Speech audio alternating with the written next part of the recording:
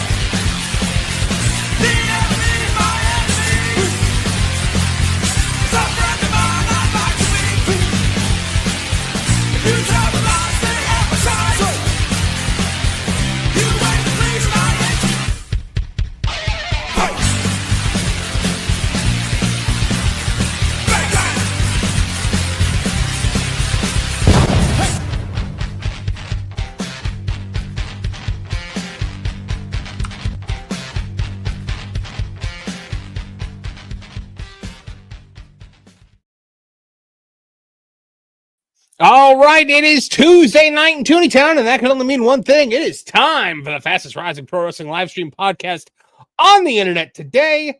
It is time for Tooney Talk Wrestling. Folks, my name is Marvin, and I am the Movie Monster, and I'm excited to bring you guys a full night of wrestling, wrestling talk, wrestling news, whatever you want to call it, just a lot of stuff. We are still reeling from a 2-night Summerslam. My voice still hurts from 2 live streams.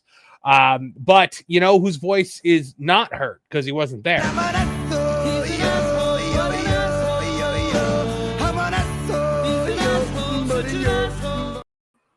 This. Hi. My voice hurts a little bit. There was... Go ahead. No, go ahead. Okay. No, I was just saying, I went to the theater. So, and I was surprised by how much like hooting and hollering and chanting and singing and those guys, man. I was about to bring that up because I wanted information on how that worked. Like, is it like what they do at that one place where it's like an IMAX screen and it's like a POV as if you're in the crowd, or is it just like the Peacock feed? It's just the Peacock feed is what I got.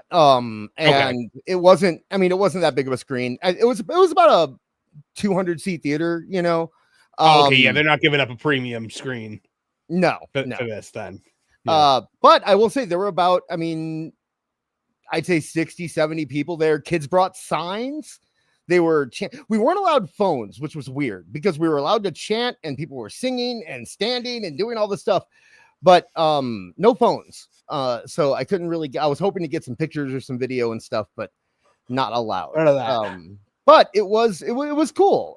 Max really enjoyed it. He got to feel like he was part of the audience, you know, and it was neat. I would do it again. Were you at the theater for both nights? Yep. Yeah. He spent his birthday money and he wanted to do the package where you get 2 nights and a t-shirt. The t-shirt was a very cheap, crappy t-shirt. What was it of?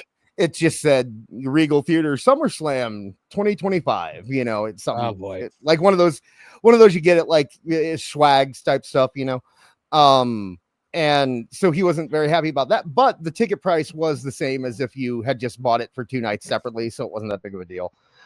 Speaking of cheap, crappy t-shirts.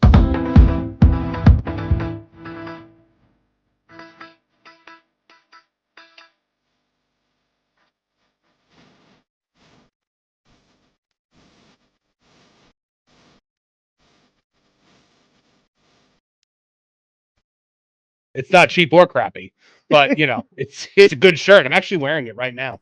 Oh, really? Yeah. I wish I was wearing mine, but I never got one. But it's okay. I asked for something specialty to be done with it, and it's apparently taken a while. What did you want specialty done with it? I paid to put it on a hoodie. Yeah. Okay. So he had to order a hoodie to get it. Oh, so. God knows you're not getting anything for free out of that one. So. But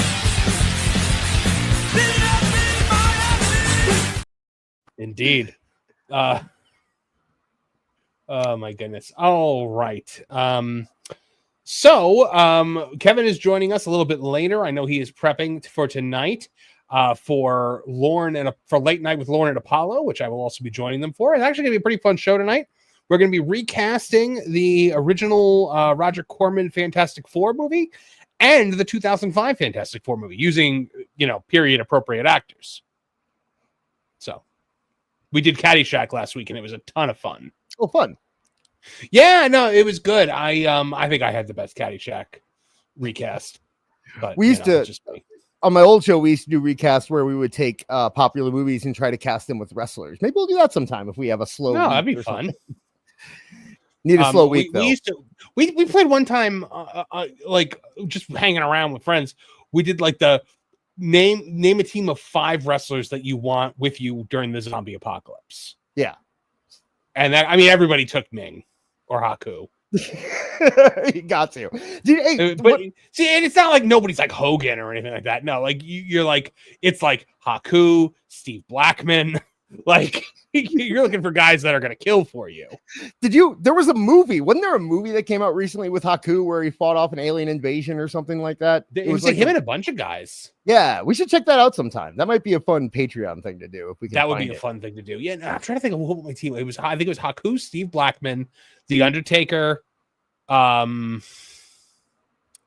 maybe like the Wild Samoans or something like that. Yeah, it was like a team of tough men. Right. I want to say, was that one of Piper's last ones too, or what, the movie? Was it one of Piper's last movie? It was there was somebody who I was like, wow, I can't believe he was that. Maybe it was Taker that I couldn't believe was in it. Maybe that was it. But no. That's my zombie apocalypse team. That's not. Oh, okay, movie. Sorry. Okay, gotcha. Hold on, I'm gonna look it up right now. We gotta find Haku movie. Because Haku couldn't have been in a lot of movies, right? I mean, no, I can't imagine that he was in more than. No. The Unbreakable Bunch, is that sound familiar? Yep, that's it. Hold on, let me get the cast. The Unbreakable Bunch is a movie featuring former pro wrestlers, including Haku. The movie, along with Glacier, Ernest the Cat Miller, and Larry Zbyszko. Sounds fantastic. I'm Larry Zbyszko being in here. Yeah.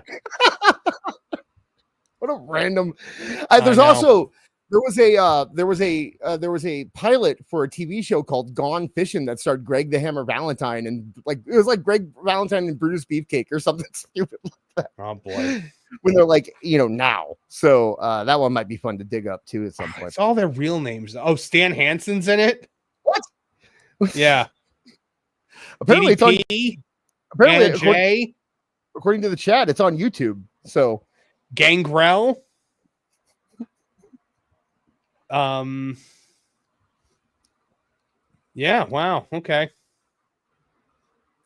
A lot of people in it. So it looks like YouTube is still doing the thing where it shows your actual username and not your screen name. That is not. Yes. Yeah. That is not a YouTube setting that you've messed up or anything like that. No, that is it's a thing we've been dealing with on the show for a couple weeks now. But guys, as we always say, this is a show made for you and funded by you. We count on your generous super chats to keep the lights on around here. And boy, are you guys ever being generous tonight. We stop to take breaks to read your super chats in between each story, but we do break for super chats of $50 or more. And right away, I can see that we have got one, and it is Regina Sharp. Checking in says, so anyways, I says to Glomgold, baby, you're letting this McDuck thing bring you down. You got to let go, relax a little, try not to be so uptight. And long and short of it is anyone looking for someone with extensive henching experience? Regina, I gotta admit, Dis and I put our heads together. We could not figure out what this was from. If it's a Regina Sharp original, props. That is good. Yes, I like it. And we do want, hold on, we do have to say thank you first.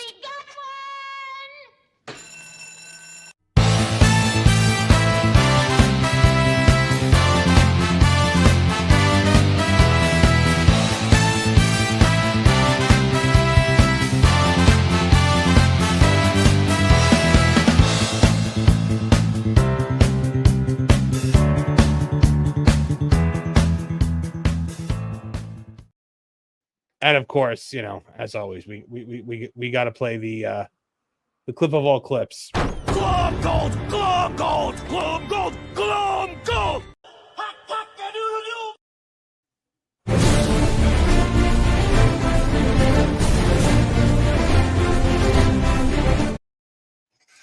Thank you very much, Regina Sharp. Ewan Cumia checking in for $1.99 says, who else was shocked by Lesnar returning? Glom Gold. Now, guys, normally we do have a $5 limit on Glom Gold, but I'm being nice today. Glom Gold! Glom Gold! Glom Gold! Glom Gold! Mostly just because I want to hear it. Because I'm Flintheart Glom Gold, and I always will be! Marv, David someone's here. Someone's here. Look What? down. Someone's here. Look down. Okay. Oh, okay. Hold on 1 second. It dinged while we were doing the clip, so you didn't.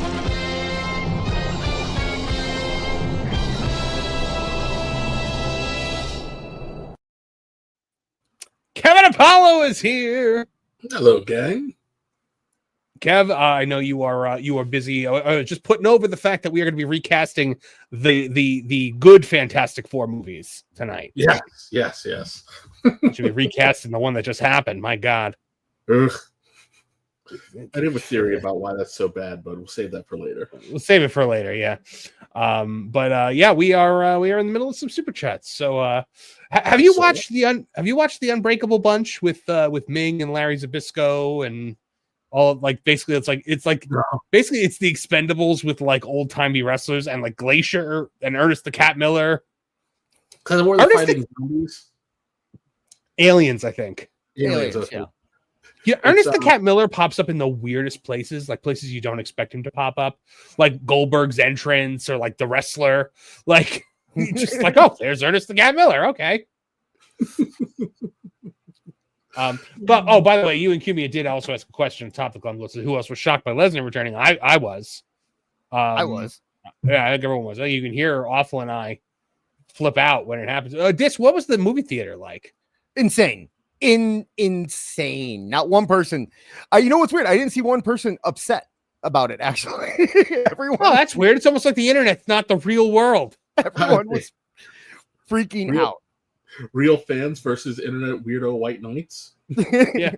I do have a story about Max's reaction, but do you want it now or do you want me to save it for when we talk about Brock more? You can tell it now. Okay. Max literally cried. Why must you embarrass the boy? I'm not. Okay. First off, he'll never listen. This is a nice story. Okay. He's on the spectrum, so emotions are hard for him. And I look over and no one protested. It was really weird. But I looked over at him and he had his head down and he's holding his head. And I thought he got hurt, and I thought maybe someone hit him when they jumped up or something. So I went to him. I'm like, you okay? And he goes, no, I'm fine. I'm like, are you sure you're okay? What's wrong? And he goes, I don't know what to do right now. He said, I'm so excited. I don't know what to do. And I said, okay. I feel it. I get you, man. Don't worry about that. Just scream. David Carradine's Closet for $13.99 Canadian says, probably a good time to remind everyone that a lot of people who got busted during speaking out in the UK are Osprey's buddies. And you can't forget that the Elite's ties to the Joey Ryans of the world. Not to mention their tie to Chase and Rance, accused predator or a convicted predator, I think. I'm not convicted. He's not accused. Convicted predator who Tony Khan rented a ring from. So several times. We don't have to go that far. We can talk about Justin Roberts being accused by a 17-year-old boy of sending him pictures. We can talk about Darby Allin, who has been accused of abuse by his ex-girlfriend. There's plenty of places. Isn't there also reports of Darby Allin like abusing the homeless or something like that? Yes, there were. He used to do like jackass type stunts, and there was somebody who said that he used to get like they'd pay homeless people to let him fight them or something like that. So, lots of problems over there. So it's okay though because they're in AEW. Right. David Carradine's Closet for $6.99 Canadian says, I think it's awesome that in 2025 Becky Hogan decided that can't miss up and coming star Nikki Bella that the can't miss up and coming star Nikki Bella needs the spotlight. Yeah, they're doing them, huh? This has to be a make good to Nikki. Ready to do a match with Liv and at Evolution, and then Liv got injured, so they had to throw her in the Battle Royal. So, but it produced the line of the century from Becky Lynch last night. It was something about Cena, right? I saw it, but I don't remember it. Me and my hot husband are the greatest wrestling couple of all time. But wait a minute. At one point, that would have been you and your. Oh, wait. You can't see him anymore. Yes, fantastic. Like savagery. Kev died. It clearly offended him greatly. Travis Heckle for $10 saying, giving you guys a shout out for last week's Hulkster tribute. Fantastic show. Just happy I can finally listen live this week. P.S. You need to get Pro on Nerdrotic. He said he'd love to have him on. I'm willing to bet if Pro can, if Pro wants to go on Nerdrotic, he could probably make that happen. They could probably talk. They have, I know that they've spoken in the past, so all things are possible. I would love to be on Nerdrotic personally, but Pro's probably more in line than I am for that. So, Travis gave us the best compliment last week. Did he? As a man who writes, who draws thumbnails for Jim Cornette, he said that we had the best Hogan tribute out of anyone last week. I did see him say that. I that choked me up a bit. I was very happy to hear him say that. And it meant a lot. Yeah. Oh, thank you, Travis. John Williams for $4.99 says, "Oh, someone pointed out this fun fact: Cena's first SummerSlam opponent was Booker T, and his last is Cody. Cena going out to honor the brothers." This is true. He did that. He did that. Do I not have the? I thought I had the Cody Rhodes song in there, but apparently I don't. Oh, I guess not. I haven't seen it in a while, so I thought I had the Cody Raheem Rhodes saved. I think I have it. I think I have it on my phone, so that might be what I'm thinking of. Cody Raheem Rhodes. Mr. Jamie Jam 88 for $4.99 says, "Sean, we angered the nerds again." You're welcome, by the way, Jobber Monster. Now you'll excuse me, female China's waiting for me. Yeah, I'm sure they're drowning in the tears. And I didn't have to sit down and talk to a bunch of nerds at a press scrum because I decided that's gay now. That's the best thing. I love that he quit. That he just got rid of the press scrums completely. It's dumb and gay. I'd rather go make out with Sean. That's less gay than the press scrums. For you and Kimia for $4.99. Cena was only engaged to a stripper. Danielson actually married one. Were the Bellas strippers? I think so. Maybe. I will say Nikki did the yes chance last night on Raw. Really? I guess she gets the pass. Yeah, of course. It just says the Bell twins were not strippers. They were Hooters girls. Oh. And later transitioned into acting and modeling, end quote. Which, if that's not a code for stripper, I don't know what is. I gotta say, I think Hooters girl might be below stripper. Honestly. You think so? I think so. Yeah. I think so. I don't know. I've gotten more joy out of Hooters girls than I've gotten from strippers in the past, because they at least deliver wings that are, decent. You need to go to the strip club on the east side of St. Louis. That's where you get the good stripper. Yeah, of course. Andre Adams for $4.99 says, "Becky let Nikki Bella know that she don't squash beef. She cook it and let it sizzle down to the grizzle." For shizzle. Andre Adams also for $10 says, "Salute to the tribal thief, as he acquired another pair of J's last night. Where I'm from, you got to just move if you get duffed out for your kicks twice." The Shula Fala. Best thing that's going on right now in WWE. Oh my God. So wait, did he steal? I didn't get to watch Raw last. Did he steal his shoes again? Yeah. Yep. He stole his shoes again. They made this big deal. They did this whole thing where they put up the copyright notice and they did the credits and everything, like they were going out, and then Roman's music hit and he came out and he got a little bit of offense in, but they took him down, and it ended with him taking his shoes again. So he's adding to the Shula Fala of Jordans. It's amazing. John Williams says, "Brock don't like prototype heel turn. It's boring. Brock smash prototype." It's true. Every time Brock comes back, he sees I'm convinced that Cena is what always brings him back. Literally this time, if you believe Triple H, during the post show. During the post show, he just said, when we I can't do a Triple H anymore. He said when they sat down with Cena at the beginning of this, he gave them a whole list of names of people he wants to work with, and he's trying to make all of them come true. So basically, he was saying it wasn't my idea. This was John Cena's idea. Blame him.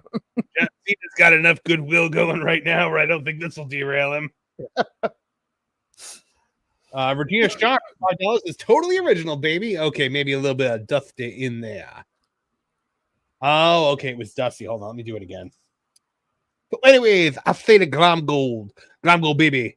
You're letting this McDuck thing bring you down. You gotta let go, relax a little, try not to be so uptight. And the long and the short of it is anyone looking for an extensive henshin experience? I don't know if I did that right. Dial C for $5. So glad Dustin is going to wrestle after double knee replacements. Oh, did Dustin get double knee replacements? He has to. They had him. Dustin was injured. He needed to get knee replacements. So they thought, you know, what would be great. Let's have him go out and get stabbed by a screwdriver and tombstone through tape. Like they did. They did that hardcore match. Happened? No, he already was injured when they sent him out. He was already planning on getting the knee replacements. Oh, they let someone wrestle completely injured. I'm shocked by that. That's what our friend Mole says. So, yeah, he was already scheduled for they had to write him off. So they wrote him off. I assume he dropped the belt then to Kyle to Kat. Right. But he still has like 3 of them. He's going to drop them. They're just going to go off him while he's gone. They're not going to worry about that. But yeah, they had him do that match and get stabbed with a screwdriver to explain why he's off TV instead of just, saying he was injured, because they like to send people out who are already injured, apparently. Well, look, at the end of the day, a lot of these guys will say that they can go out there injured. It's a matter of telling them no. Right. Especially if you're 56 years old, right? Yeah. Yep. Brandon Tyson for $5 says, I'm guessing with Brock Cena at Paris, do we get a possibility of a 6-man tag between The Vision, Roman Knight Punk, or a fatal 4-way for the World Heavyweight Championship? I really hope we don't get either of those things.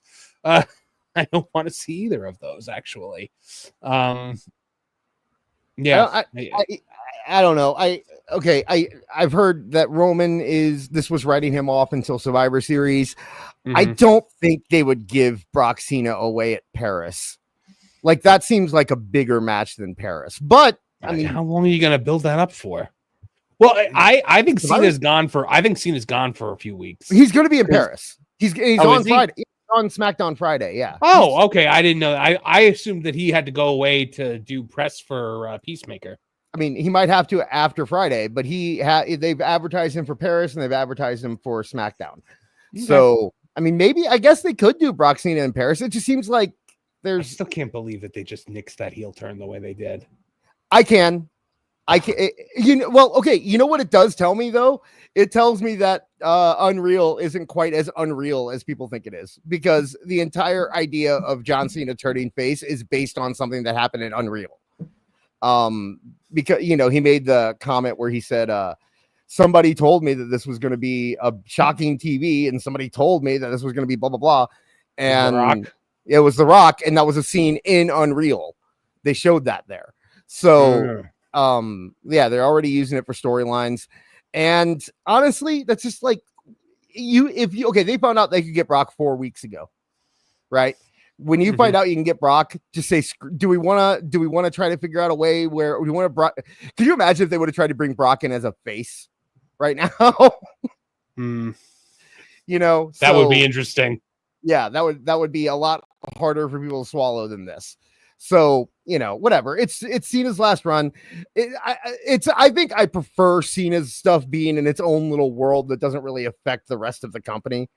Because when it gets wrapped up in the rest of the company, things get weird and screwy. And I never liked the heel turn anyway. So, I mean, I liked it, but I never liked how they did it. I never liked everything that came after it. So I think they could have gone further with it. Kev's back.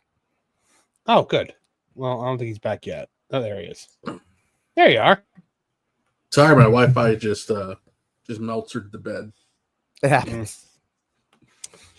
Tyler Galasinski for $4.99 says, example, 100s of fans reaction difference between when fans will cheer wrestlers that look like men compared to fan reactions to wrestlers of soy kind. Well, yeah. Brock is what did we call him, Kev? The vanilla gorilla. So, yes, he's second greatest sports attraction in the history of sports entertainment. Who's the first? Michael Jordan? Muhammad Ali? I don't mind. You're lagging really bad. I can hear you. We're asking you who the first was. Oh, Andre the Giant. Oh, okay. Okay, yeah. That makes sense. All right. Dis, you ready to get started? I guess, gosh, where should we start off this week? There's so much Dave stuff. You want to start with this AEW lawsuit? People really want to talk about the Brock stuff. We could jump into that. All right, yeah, fine. Let's do the Brock stuff then. Okay, how do we want to start this off? So obviously, guys, Brock Lesnar came back, massive pop, and then immediately, I'm gonna preface this. We are not talking about the Janelle Grant stuff tonight. We are not discussing it. I don't care. I'm not talking about it. We're just going to talk about people's reactions. We're not going to talk about the specifics, but we will talk about the fact that Brock was this is from the Wrestling Observer, who suddenly a day later had all this information about all these things that happened that he had no idea were happening. So he said 4 weeks ago WWE cleared him. As far as why, I don't know. I would assume they cleared him because there was nothing there. And that's something to speculate on because there's a lot of stuff. Go ahead. I would also add that her own testimony says Brock didn't do anything. Right. Yes. Exactly. There's no. Yeah. That's the thing we were talking about before the show. That nothing that she has accused anyone of has anything to do with Brock Lesnar doing something illegal that should get him thrown out of the company. Right. The only person who said that. Did he potentially do stuff behind his wife's back? Sure, but that's between him, his wife, and God. Yeah, and the only person who says that Brock Lesnar knew anything is Vince McMahon.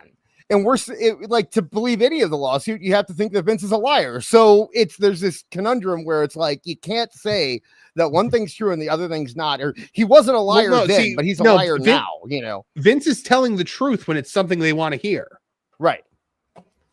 Other than that, right? Because if Vince telling the truth means that Brock Lesnar is a bad guy, then Vince is telling the truth. If Vince telling the truth means that Vince McMahon is innocent, then he's a liar. So you have to follow that logic. Yep. So he says, obviously everything relates to the lawsuit, and WWE legal is either confident that their thing goes to arbitration and Lesnar's not a factor at that point, or they're close to a settlement, and at that point Lesnar's not a factor. Or somebody there has had a change of mind. I don't know which one of those it is because I don't know anything at all.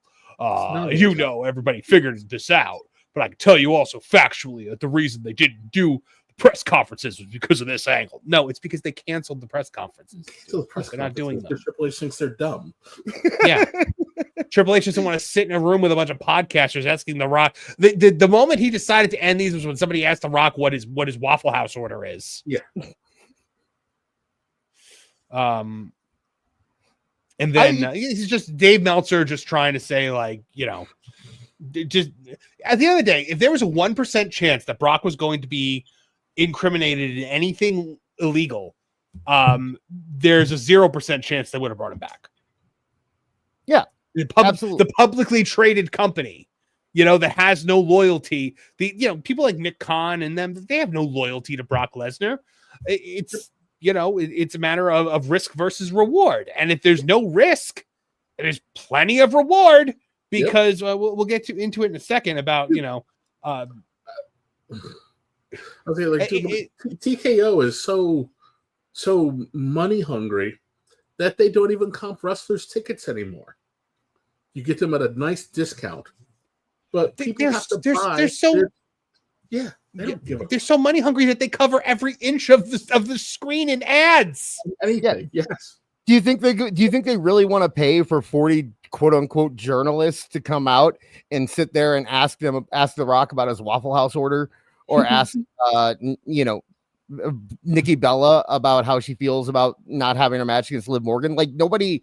None of the stuff they ask makes any sense or matters at all. The only reason people even watched the press conference is to get to the part where Triple H said what the attendance was, all that. That was the only thing that came out of that press conference. And Triple H doesn't need to be asked questions to say that stuff. Yeah, that makes sense. My goodness. So this one right here says, I feel the need to clarify, since the internet is rampant with misinformation, by Janelle Grant's own admission in the Vince McMahon lawsuit, Brock Lesnar did nothing illegal. There was no encounter between the two. Was his conduct unethical? Yes, allegedly. But illegal? No. And as I said, that's between him, Sable, and God. At the end of the day, who, we're not here to pass judgment on people who, everybody cheers when Stone Cold Steve Austin, when that glass breaks and he comes out, even though we all know what he did to Deborah. Oh, well, not just Deborah. Yeah, the Rock admitted in his book that he wasn't very kind to women back in his college days. Like everyone, And I saw like this tweet was deleted. Raj deleted stuff. Like everyone's everyone who defended Lesnar came out and deleted it because they got so much hate. Jimmy Kuderis deleted his stuff. It's not worth it. And don't be a pussy. but and people are bringing up excuse me, people are bringing up stuff about like they're saying what was it? I saw someone say, well, he exposed himself to Terry Reynolds once. Didn't you remember that? Do you remember that? You remember how he exposed himself to Brock? Or how didn't Dustin like grab a stewardess on the flight from hell? Yes. Yeah, and also Ric Flair did the helicopter to a stewardess too. It wasn't. It's just this is the thing I don't care. Not that I don't care. This is the thing I can't stand is selective outrage. Mm-hmm. And by the way, Brock Lesnar did apologize to Terry. Apparently, that was part of the story. Was that he apologized to her? Okay. So. Look, I'm not saying Brock Lesnar is a good person, but everything I've ever heard about Brock Lesnar is he's just objectively not a good person. It's maybe not a good person. It's a curmudgeon, but I think the biggest legal trouble he ever had was improperly tagging deer. Yeah. I'm not saying he's a criminal. I'm just saying he's probably not somebody I would hang out with. I've just heard that he's a complete jerk all the time.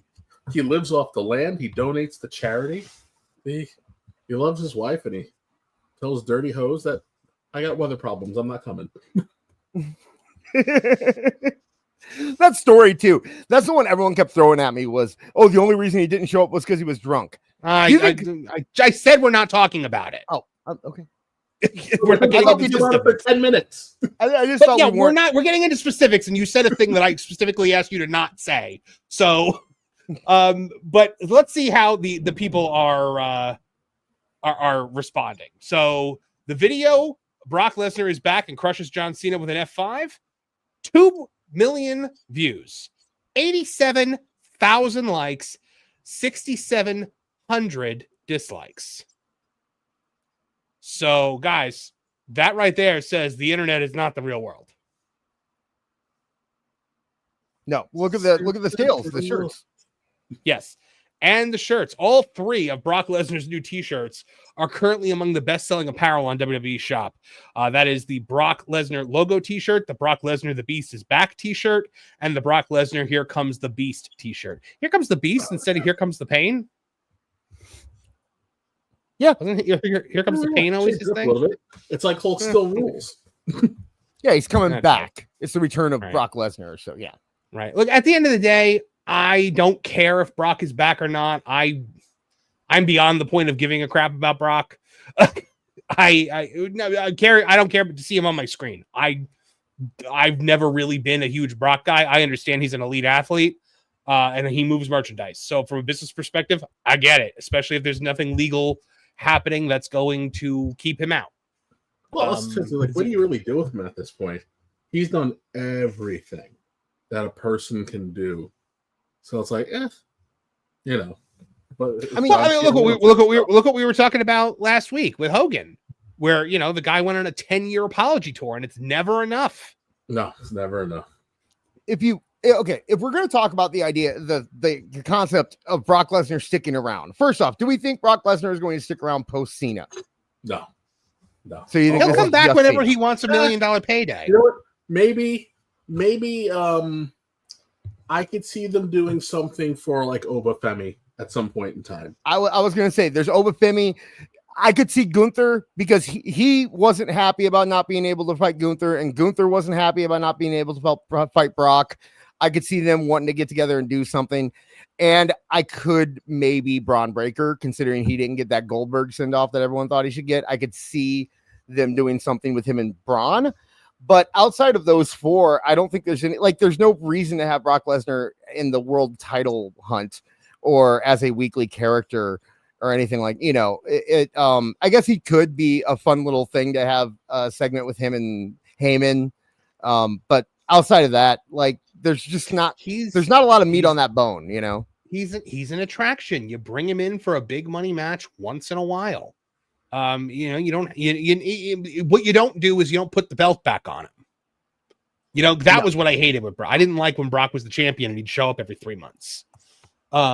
You don't do that, but I mean, there's matches to do. I mean, I think Braun Breaker and Gunther are the big ones, I think. So, and I get why Cena wants to wrestle Brock because that was the OVW feud.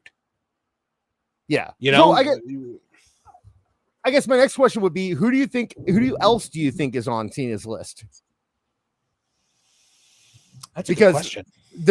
He has 12 appearances left, and after Brock is going to take up probably 2 or 3 of them, but he's still got stuff after that. He already passed the torch to Cody. So what's left after that? He got Punk. He got Truth. He got Randy. Orton. Yeah. Styles. AJ? Okay. Canadian Gamer AJ. said, yeah, AJ.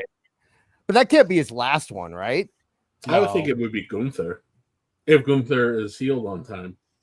Yeah, that's true. Is there a possibility of The Rock in December last match? I don't think so. No. If The Rock does a match, it's with Roman. Mm-hmm. The Rock is too busy, and I think that since Disney pulled its stunt with his insurance, other people are probably willing to do the same thing for him. Oh, you know what? Roman. He hasn't fought Roman yet. So I could see Roman being on his list too. I don't know. Roman's super babyface. Not only is Roman super babyface, I think Roman's appearances are going to be few and far between during Cena's final few months here because I mean he's got to go film Street Fighter, a whole bunch of stuff. So I don't know. Well, they've got all December is the Cena month, right? They're building up an entire show based on his last match. So it's got to be Joe Hendry. What about, I mean, oh yeah, actually Joe Hendry did say he wanted to wrestle Cena and Cena said he had to earn it. Right. So that is a distinct possibility. Mm-hmm. I think that would be a I think if he were to if Joe Hendry would be like a Monday Night Raw or something like that, or a Saturday Night's Main Event. But yeah, I think the last Cena match thing is a Saturday Night's Main Event. So, I mean, we could always go back to Truth. Cena does have a soft spot for Truth. It could be that. I mean, people are saying Drew McIntyre. Truth is everybody's forgotten about Truth. Truth is just Truth's not babyface on SmackDown right now. Just racking up wins. Yeah, I mean, the thing. Okay, if everything was true that they were planning on dropping Truth, they can't just bring him back and immediately have a storyline for him and put him right in the top spot. He's going to be playing a side character there for a while until they get him back in the mix. Oh, Logan Paul. Logan Paul. I could see that happening. Yeah. I guarantee Cena wants to work Logan Paul. And probably. That would be a great thing to launch Logan Paul into. That might be his last match. I could see it. That seriously might be his last match. Because the last match I feel like has got to be somebody up and coming. So maybe Braun Breaker. Yeah, Dom. I mean, he has a soft spot for Ray, Yeah. But there's a few. Yeah, I really like Dom and AJ, by the way. I thought it was a good match. It was fun. I didn't realize we couldn't hear commentary very well. So I didn't realize the whole Eddie angle to it, where it was the 20th anniversary of the ladder match. So it was kind of lost on me I'm like, why do they keep doing Eddie stuff? That's weird. Why do they keep doing that? But then I figured it out afterwards and all was well. But yeah, it was a fun match. I think it's the boy's father. Dom he's going to be a huge star here very, very soon. He doesn't have that much longer to go. So yeah, no, I agree with you. All right. Well, everybody has been super chill about WWE.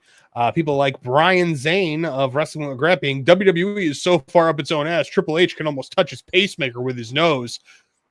How is that okay to say to these woke twat wrestling fans that you're allowed to make fun of the guy's pacemaker? Like, who? I can't. Yeah, defend the man who fired you a little bit more, Brian. Lest we forget, Brian Zane was an ROH commentator until Tony Khan rolled into town. What's so funny is that I went looking everywhere to find all these quote unquote podcaster or like journalist breakdowns that everyone's been talking about the press conferences ending. And the only people I saw breaking down, oddly enough, were accounts that were really big fans of AEW.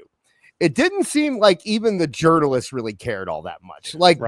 Like Dave had to, of course, say something, and Brian Zane had to say something. But for the most part, everyone kind of gets it. It's like, yeah, they were kind of dumb, right? That's what we all. No, and Triple H is right. Why sit in a room with a bunch of nerdy podcasters and reporters and be asked stupid questions that you don't want to answer or irrelevant questions like what your Waffle House order is, when instead of doing that, let Tony Khan do that and make a fool of himself every month. You just go out there and give the live crowd something else that makes the value of their ticket go up. Yeah. And what's kind of funny about the whole thing is that I think Triple H got put more on the spot being in front of the fans than he ever did answering questions from reporters, because the crowd started chanting, "We want Cross." Yeah. And Triple H goes, "I heard you," because he acted like they said, "We want Brock," but they were saying, "We want Cross." So he was actually put on the spot there in front of the crowd, more so than the journalists would put him on the spot. You ever notice that the fans only want somebody when they're about to be let go? I don't think Cross is getting let go. I can't imagine. He's going AEW? I don't know. I think he's going. I think he's AEW. I don't think he's going AEW. He had his chance and he didn't do it before. Yeah, he full out knows he's going to AEW to have his life wasted, but collect a check. And he's not a check guy. Yeah, Cross has he has a book coming out. I think a lot of this book is the weirdest thing because WWE has not acknowledged it to my knowledge, and I'm like, who gave this guy money to write a book? Maybe he's a good author. Maybe it's just down to that. I don't know, but I think that part of this, I think he's going to go away. I think that the Sammy match was a turning point for him, and I think he's going to come back as a face. Triple H would not put, like, it's one thing to put R-Truth in a big match before his contract's up. It's another thing to put Karrion Kross in a big match before his contract's up. Especially since his contract is supposed to be up Wednesday. If they thought there was any chance that he was going to go to AEW and show up on Dynamite, they would not have put him on SummerSlam. Oh, and I want to make a point here real quick. Eric is here, says, honestly, the pacemaker thing is kind of wild. We make the robot heart jokes. It wouldn't be a big deal if people weren't always feigning outrage over shit that they shouldn't. That's my point. The joke itself, I don't care. My thing is, how can you pearl clutch about one thing while this guy does another thing that you should, it's more pointing out selective outrage. I have no problem with the joke. I made the robot heart jokes. So, it's, with Cross, I just, and also, like Kev said, like, what's he going to do in AEW? He's going to be misused and probably taken off TV within a few months, and it's just a gotcha. And I think he'd realize that. My thing, okay, and I want Kev's opinion on this. I like Cross as a character. I think that he's a great promo.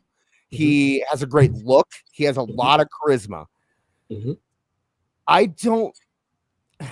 I have never seen anything where he can put it together and have a great match.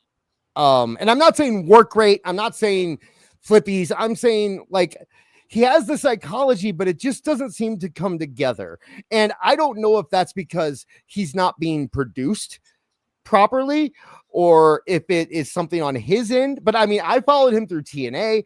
I watched him in NW, and it was always a sense of like, it reminded me, and this is, people are going to get on me about this, and I know, but it reminded me back in the day about of guys like Sean O'Hare or Mordecai, where they'd come up and they'd have these great gimmicks and great promos and great looks and all the charisma, and then they'd get in the ring and it's just like, okay, he's just a wrestler, you know, like he wasn't able to get that character into his matches. And I'm curious about what Kev has to say about that. Who do you think is the fault there? I think his matches are better than Mordecai's and Sean O'Hare's. Yeah, I think a little bit because he had good matches in NXT. He just doesn't have he just hasn't had like a barn burner yet. But I think a little bit of that has to kind of do with his style. I think he like if he wrestled someone like a Cena, that would probably be where you get the absolute best carrying cross match. It's like where you can be a little more physical. It's not going to be anything really super flashy. It's just going to be intense. I bet Cody would probably give him a really good match too. But I think with him, he's kind of just a no frills. He's like a no frills guy. Like he's got the great entrance. You know, he's got the hot chick. You know, he uses social media better than any wrestler out there right now. He's kind of a self-made man, and you're right. He has fantastic charisma. An excellent promo.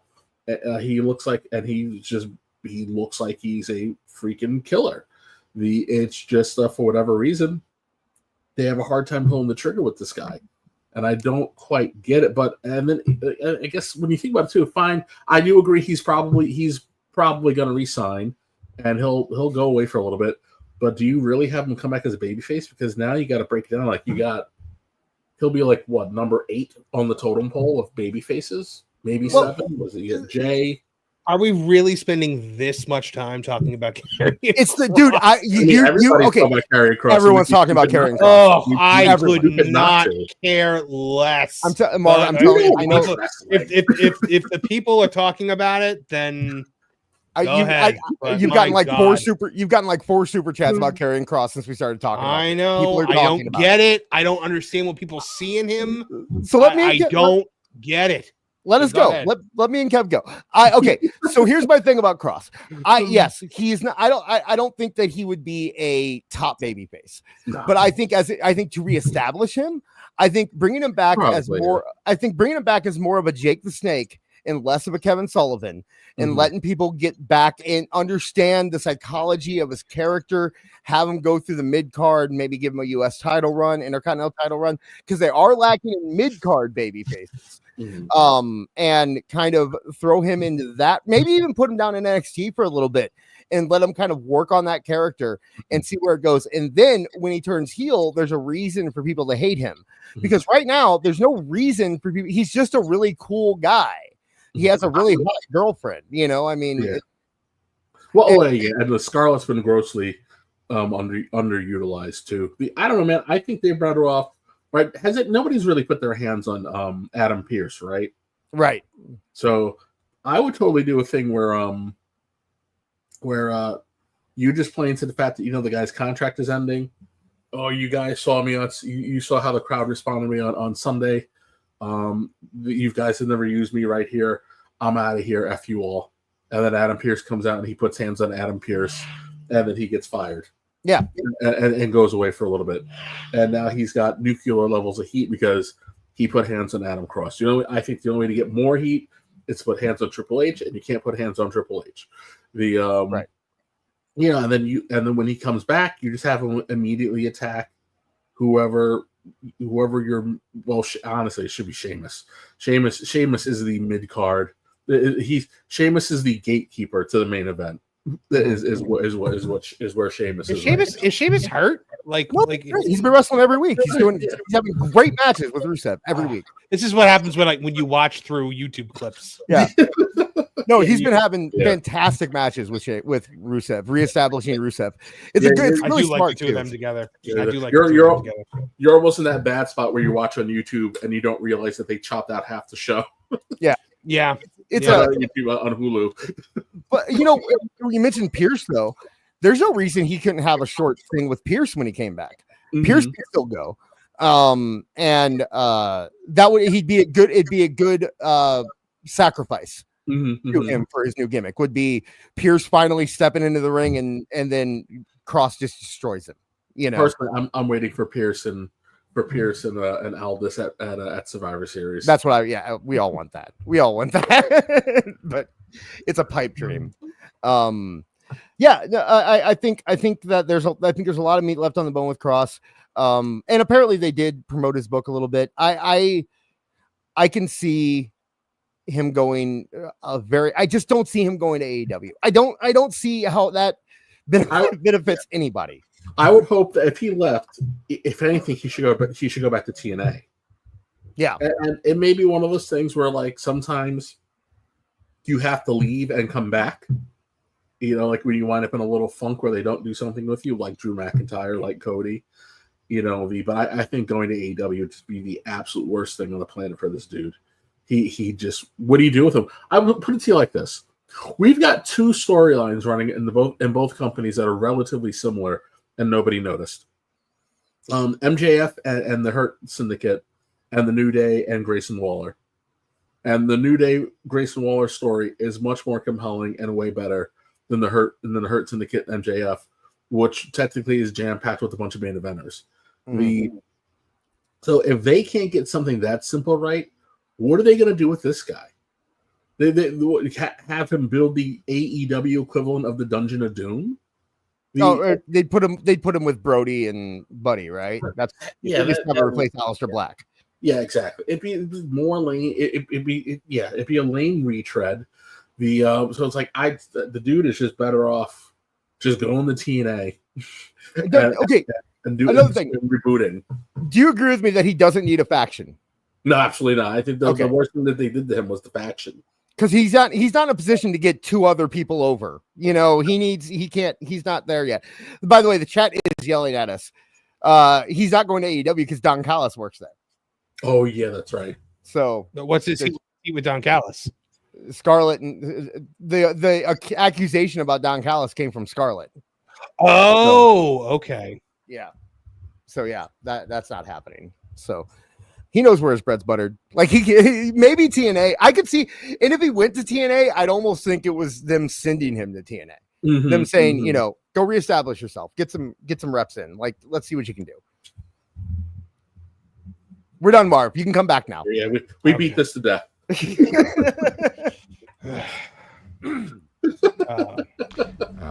I don't care. All right, well, let's see what Ariel Helwani had to say about the scrums. People almost offended by them getting rid of the press conferences. I don't think they added anything. The questions were never that great. The interactions were a little bit clunky and awkward. And then you'd sometimes have people ask questions and you'd have characters in character, not trying to break kayfabe. And it just made for Exactly.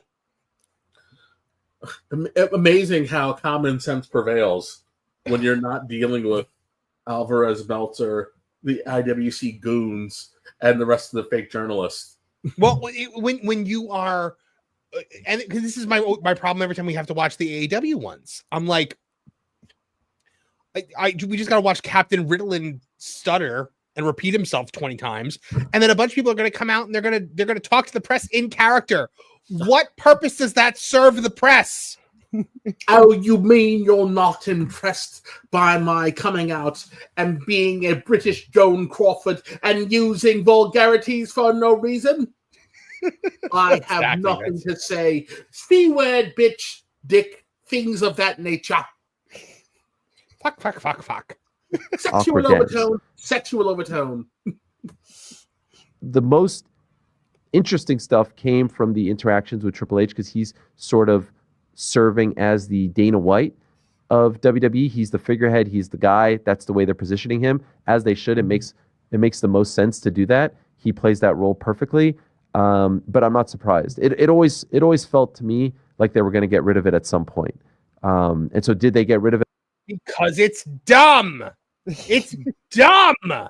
Let Tony do it, and then let Tony be dumb every week. I hated when WWE started doing this. Well, it was cool the first 3 times because it was something they used to do way back in the day.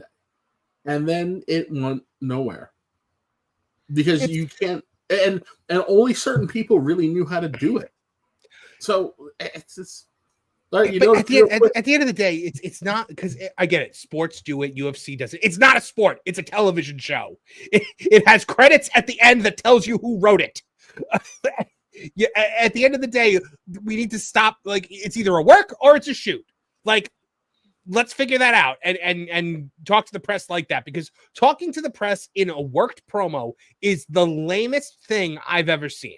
Well, yeah, a lot of people, when they started doing it, everyone's like, oh, they're just doing it because AEW did it. And it's like, I always thought they did it because TKO said, well, UFC does it, so we want you to do it.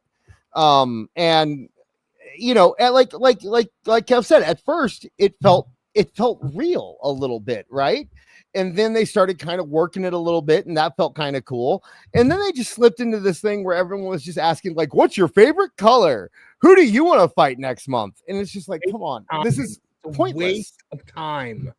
Once you realize the people in the room really had nothing interesting to offer, because that's the big problem, right?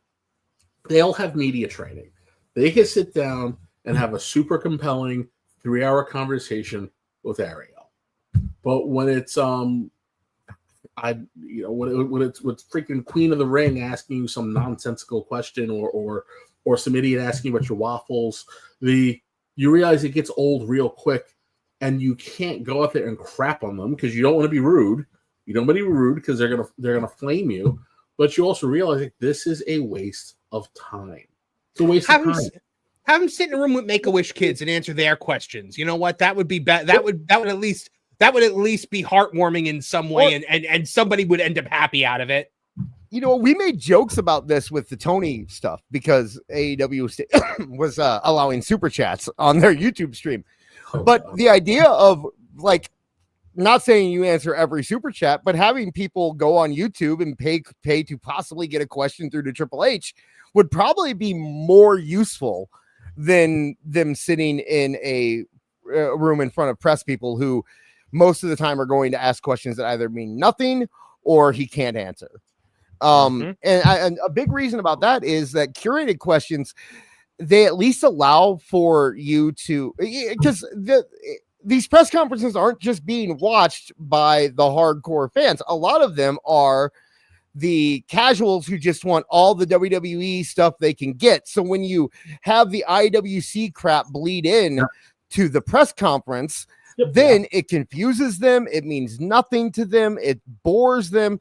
Kids don't understand. Why do kids need to hear them asking questions about Vince McMahon's lawsuit? None of it makes sense, you know? That's it. Yeah, I was going to say, how many times in a row can you watch someone not want to answer a question about Vince? It's like, I get it. They were trying to go, I think, again, the Dana White thing, but more like the NBA press conferences. Okay. Where the players kind of, well, listen, we all know the players, all the modern athletes in the NFL and the NBA are all wrestling fans, and they try to answer questions like wrestlers, unless it's someone who's super important, and then they answer it professionally. But so they were trying to go for that weird vibe of we're taking your question seriously, but there may be a little bit of flair to it. But these guys you're not in a room with journalists. Maybe you're lucky Bill Apter has something to say.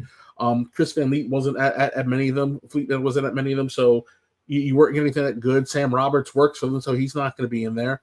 It's just a bunch of idiots with nothing to offer. Because the real journalists would rather sit down and have a conversation with somebody, ask them a question for a soundbite. It's why you get better. It's why you get a better interview with Jacob Fatu on Busted Open than any question that he gets during the press conference, you know. And these, yeah, go ahead. So like Beard is saying, obviously satirically, WWE's trying to silence the media, but that's the thing people are actually saying, guys, it's pro wrestling. It's not world governments. Yes. You don't have to silence the media.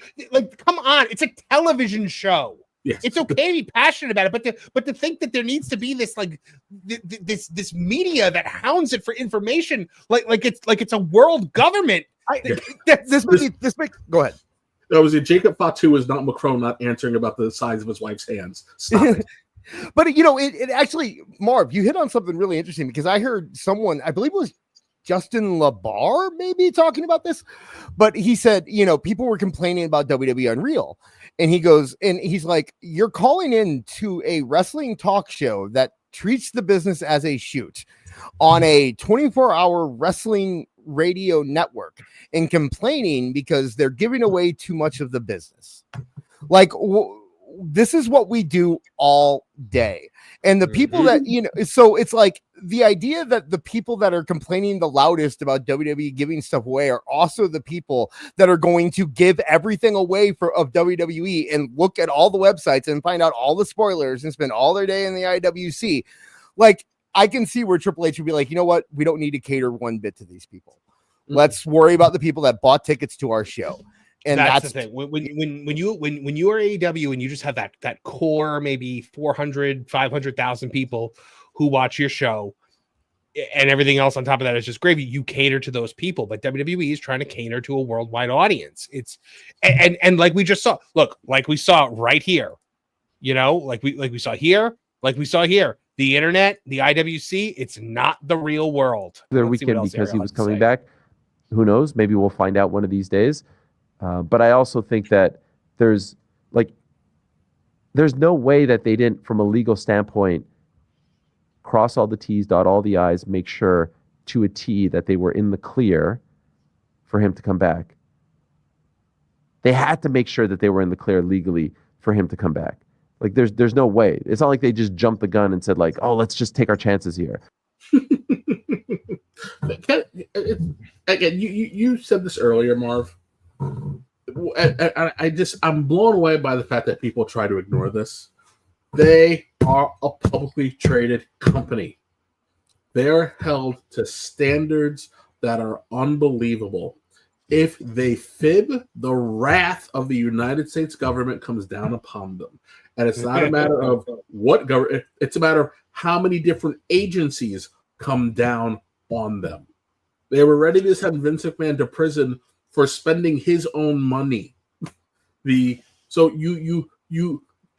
on top of that, they have fiduciary responsibilities. They are legally obligated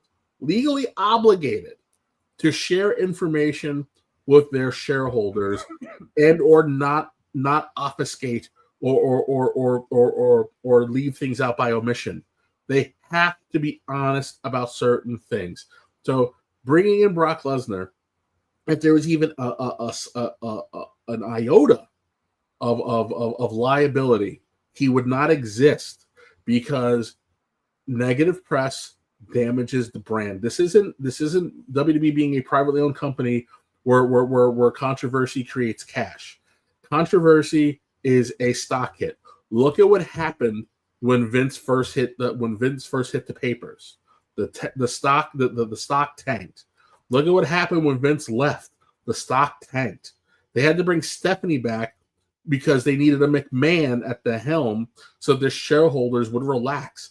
And that was with WWE, and that was with the shareholders having zero power whatsoever, because Vince owned over 51% of the company still. So this is a fully publicly traded company with an independent board. They have to be, for lack of a better phrase, above board. There is no room for BS. Yep, and one of the places. Look, like I said, the whole thing, like, oh, WWE just wants to control the narrative. Again, it's not world governments. It's wrestling. The one time where you have to be honest is when the law is involved, and or like whether it's a criminal charge or whether it's a lawsuit. And speaking of lawsuits, we're gonna get to that in a second. But first, your super chats. CWJ1288 for $5 says Cena is feuding with Lesnar, Moxley is feuding with Darby. As the cool kids say, there are levels to this. Bro, did you? I know you didn't watch it. What do you think about the awful visual of Darby trying to throw Moxley off of a fire escape? He's away from the computer right now. So you have a soaking wet 105-pound boy trying to throw a 275-pound man off of the fifth store maybe 5 or 6 stories up off of a guardrail, and we had to pretend that Moxley was in any remote danger. So not only were we watching an actual attempt at murder, but like an actual one, not like not cartoonish levels like Stone Cold Steve Austin using a massive magnet and dragging Triple H's car 700 feet in the air, and Triple H screaming "Holy shit!" on the way down. Yeah. This was an actual attempt here, and again, you have a 275-pound Darby looks like Moxley's little brother, younger, like way younger, 10-year-old little brother. Versus Moxley also gets choked out by tax accountants at the YMCA on the weekends. Yes. So I actually would believe that Moxley could get thrown off of a building by Darby Allin. How was your tournament, John? Yeah, I got choked out by the Arby's manager, but he beat me on time, so he wasn't late to a shift. Oh, God. Regina Sharp for 5 says, they canceled the scrum for fear of me and my probationary questioning. Well, they never let Dave in to these. Marv, I've been invited every time. I just declined. I'd rather watch it with my friend Phil back at my house. John Williams 499 says, Ray tweeted that he watches Dom matches and regrets winning the ladder match. You can have him, Eddie. John Williams 199 says, hey, PC Zane, go back to harassing black creators. Is that a thing? Is that a thing? Because Zane Alfred, right? Zane It was Alfred. Yeah. Was it? Yeah. Zayn is the king of, like, if there was even a whiff of some progressive having some issue with one of his friends, he throws that friend under the bus the second it happens. So I said it today. Sami Zayn is a soft. He's talking about Ryan Zayn. Ryan Zayn. He's talking about Ryan Zayn. PC. Oh, sorry. Never mind. Yeah. Oh well, yeah. But yes, you're right. You're right, though.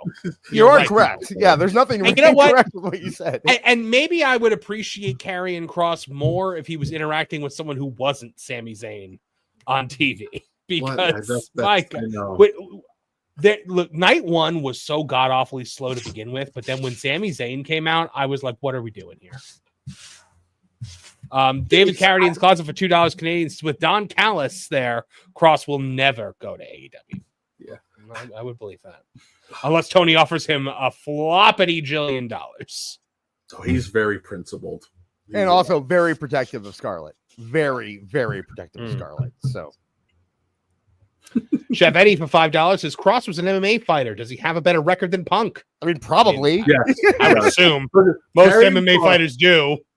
Karrion Kross can shatter a baseball bat, like a full-out wooden baseball bat, with his legs. He is one of, I think, only 3 people on the planet who can do it.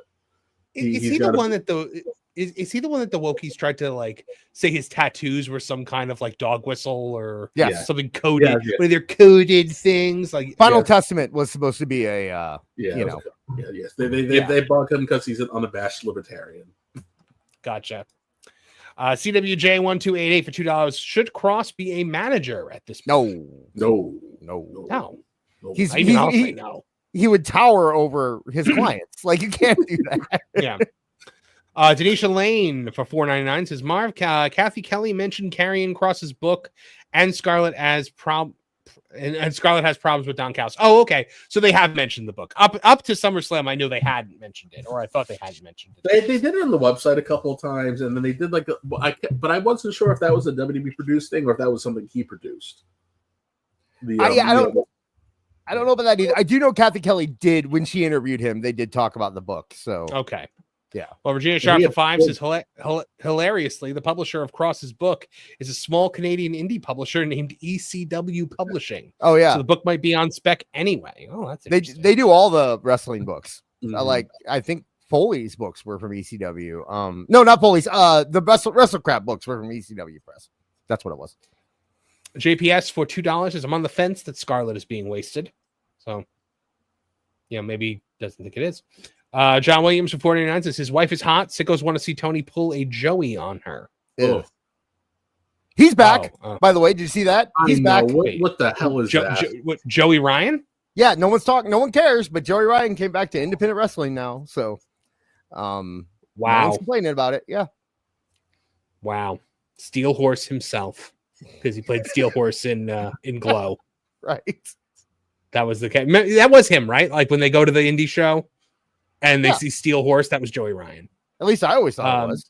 Yeah. He could show up in AEW next week and they would all cheer. Mr. Jamie Jam 88 for 199 says, geez, how many accusations does AEW have in total? A lot. Probably more that we don't know about too. Yeah. Well, I mean, all right, we're gonna take a break from the we will take a break from the Super Chats for now to get to our next thing, because AEW, as we covered a couple weeks ago, is being sued because Jon Moxley roughed up a camera guy, allegedly. So the judge in the Dispenza v. Moxley and AEW case has denied AEW's motion to file information about its ownership under seal.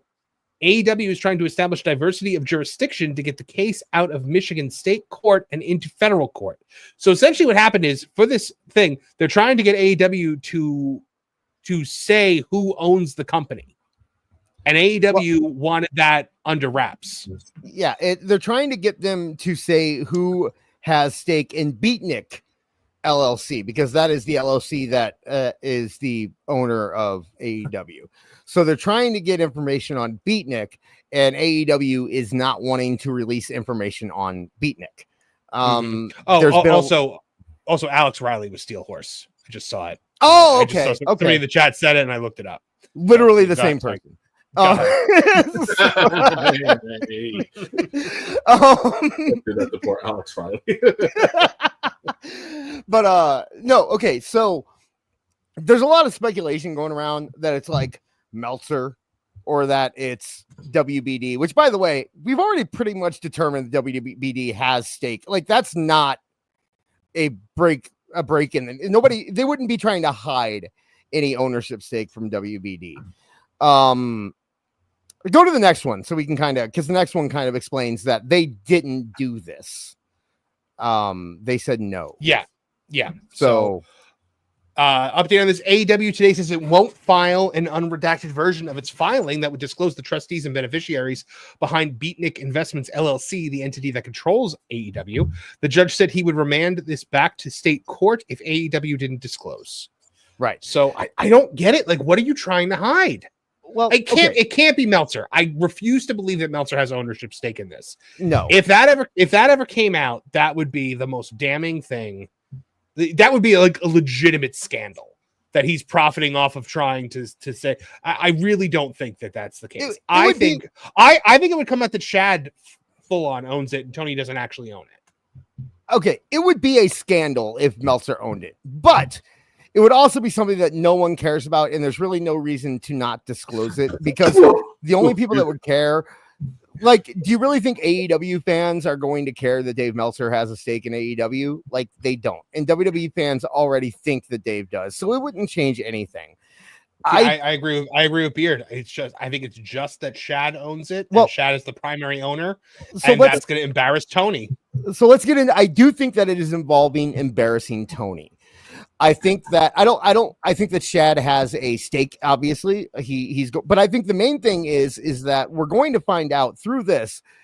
I bet that as part of different business agreements, Shad has given away parts of AEW to all kinds of play. You get 5%. You get to, we'll just make this part of a deal. You know what? You can get 5% of Beatnik. You can get Tim.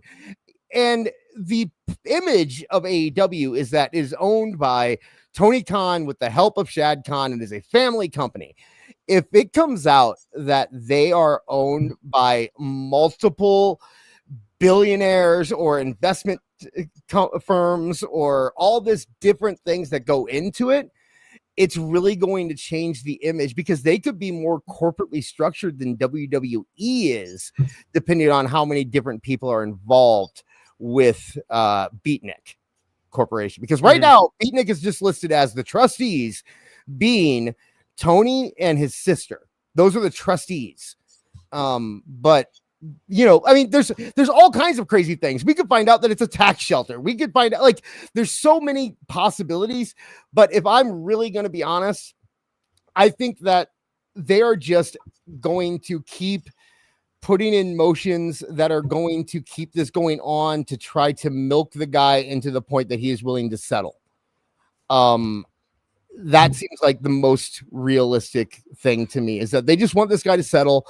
And every time they put another one of these, it's just, if they settle with this guy, oh man, like anyone that bumps into an AEW wrestler is going to take a fall if they settle. This is why Vince never settled. Yeah, but because Tony's not Vince. Well, okay. I know. I'm just saying it's dumb. Well, I do agree. I think if they settle, it's better. It's honestly, it's just better to lose. It's just better to lose. If you settle, you open it up, because they have not done any incidental training. Training. They just lack very basic common sense. They still act like they're out there in the indies, and I tell folks in the indies, it's not the 90s anymore. The incidental contact laws that exist do not protect you anymore. We watched the Bucks and Omega clobber a little girl on live TV. MJF, spitting the booze into the kid's face. It opens up a door that they will never ever be able to close. And if they so much as look at somebody, they're in trouble. If one of the wrestlers takes a cup of beer and throws it down on the floor, and someone slips and twists their ankle, they're going to pay for it. They have to fight this out. They have to fight it out, or it's going to be a disaster. But see, okay, that's my question: is are they smart enough to realize that? Is it something that they just want to go away? And when you're a big giant, if you don't know anything about wrestling, you're Shad Khan, you're outside this. Aren't you just screaming at your son? Just make it go away. Why are we still doing this? Pay him $20,000 and make him shut up. Yes, at the end of the day, Stoney was stupid because he should have paid this guy right out the box. Right. The guy is not a performer. Hands should have never been put on him. You never have ever, and I'm talking even going all the way back to the early 80s when it was Wild West, would have never ever seen that done in WWF. I don't think you ever would have seen that done in ECW. You do not put your hands on non-performers. It was really stupid. The only time anybody ever gets touched is if it's a plant. It's some local talent dressed up, and they're there specifically for that stunt because they've been trained on how to fall. You essentially have a glorified stunt granny.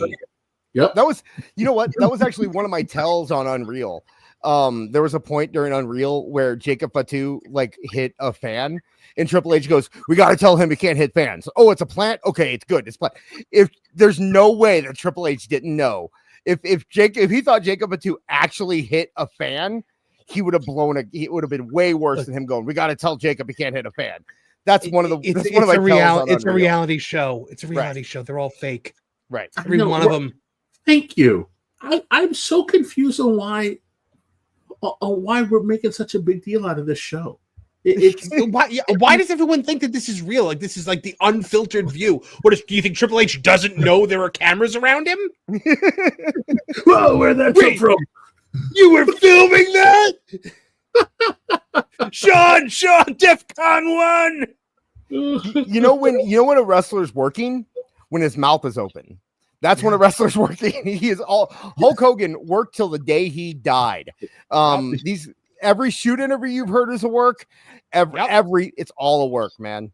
And you can I remember hearing Taz. I remember hearing Taz say something. Sometimes somebody went up to Taz and was just like, "Yeah, it was like an indie." I think Kev, you might have actually told me this story. Like some indie worker went up to Taz and was like, "Yeah, well, when you said on your shoot interview, he goes, that's a freaking work." It's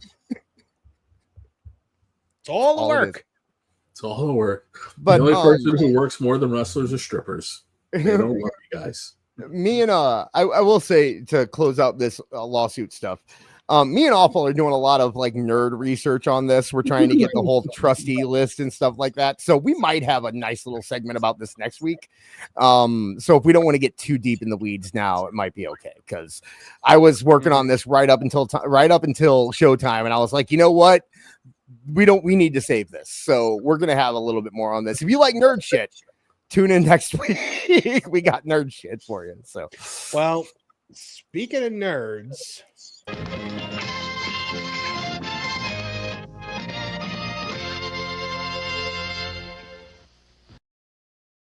Let's see what this idiot has to say for himself this week. So, his hatred of WWE, like he occasionally pretends that he doesn't hate WWE. This weekend, oh my God. His hate was out there, man. Like, look at this. Like people are saying, like talking about how they drew like 50-something thousand people. Oh, they've drawn 74K before. But bend over backwards to tell you why AEW drawing 1,000 people in a 10,000 seat NBA arena is the greatest thing that's ever happened. Yeah, these guys, WWE drew. They had to open up seats on Sunday. That's how many people they drew. And all WWE, all Dave Meltzer can say they've drawn 74K. Yeah, but not for 2 nights. Right, this is split over 2 nights, a little bit different, Dave. So they had a massive set. Like exactly. You had 2 shows, each of which one drew 54,000, the other one drew 60-something thousand. Yeah, I mean, and so then Dave also addressed the rumors that he owns a part of AEW. Well, it's hysterical because if I did own AEW, I'd be in Maui and not working 120 hours a week, let alone praising WWE more than AEW since 2022, although that's turned around this year. Like, brother, you'd be sitting with your financial analyst going, how much money did we lose? Stop it. Yeah, number one, how we ended up in Maui. And number 2, in what world has he been praising WWE more than AEW? In what? There were like 3 times where I said Levesque is a better booker than Tony Khan. Because he gave him Booker of the Year. He gave him Booker of the Year. He did give him Booker of the Year. So it was probably bad about it. It might be like the scene of The Exorcist. You're hitting him with holy water. Tony Khan books your mother in hell. Yeah, I'm sorry. Like, because he thinks that AEW is this profit machine right now. No, like if you were a co-owner in AEW, you would probably be a lot more concerned about these ratings that you say don't matter. Also, 120 hours a week, step it up. Get on my level, bro. That's a light week at Marv Central. You're Ronnie Coleman right now going, light work, baby. Yeah, seriously. In no world does Dave Meltzer work 120. Is that how much time he spends? I don't think he's awake 120 hours a week. That's how much time rifling through that filthy dung heap he calls an office. I spent 60 hours last week watching old tapes of New Japan Wrestling. So that's it. That's probably it. Let's see what else he had to say. Oh, okay. So he talked about Seth Rollins with the finish with Punk. He goes, anyway, I said that finish was brilliant 3 weeks ago, and it was. Also, a lot of people owe me a lot of apologies. So he's clearly insinuating here that he called the Seth Rollins being a work thing. So right. You know what? Let's see if that's true.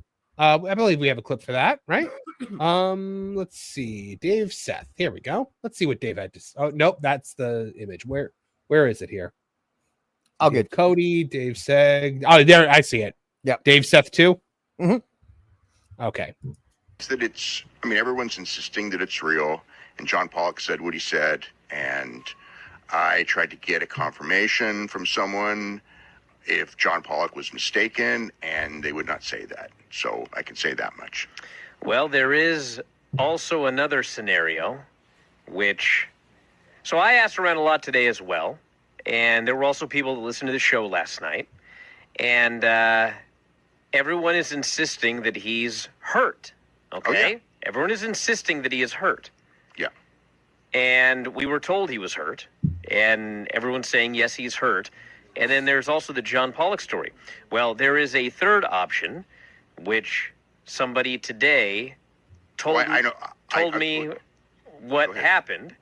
Mm-hmm. They say that what is going on is the reason that these stories are conflicting is because he is hurt, but what happened on Saturday was a storyline, meaning he is hurt, but he did the but match. He did not get hurt on that spot. That spot was a cover for an injury that he has, which he will have worked on, and they are in Birmingham.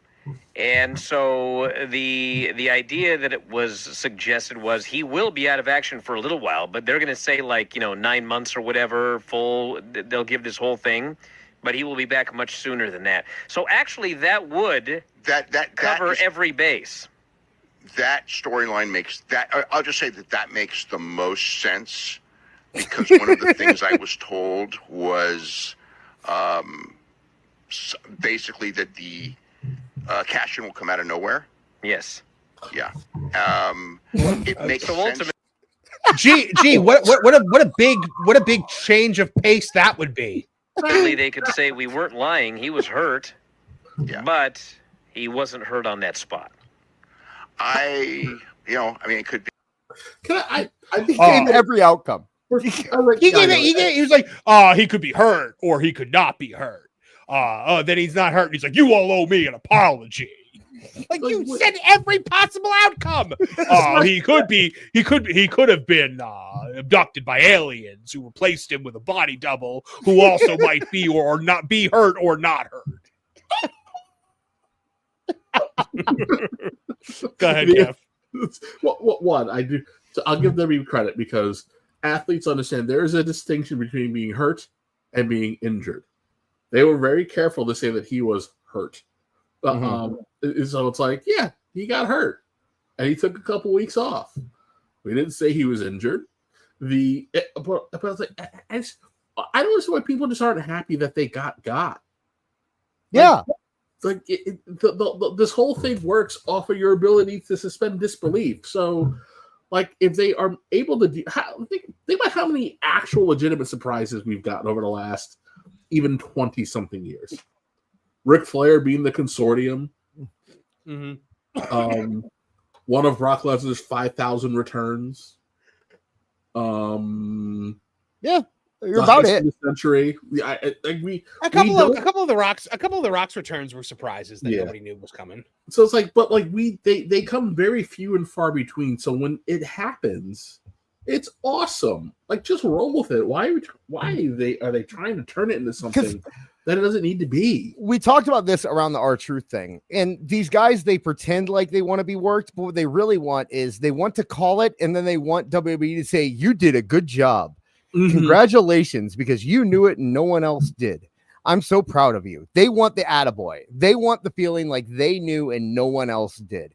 They want to be able to post something on Twitter that says, you have to apologize to me. That's what they want. They don't care about being worked. They don't care about the show they're watching. They just want to be right. And that's it. That's all they want.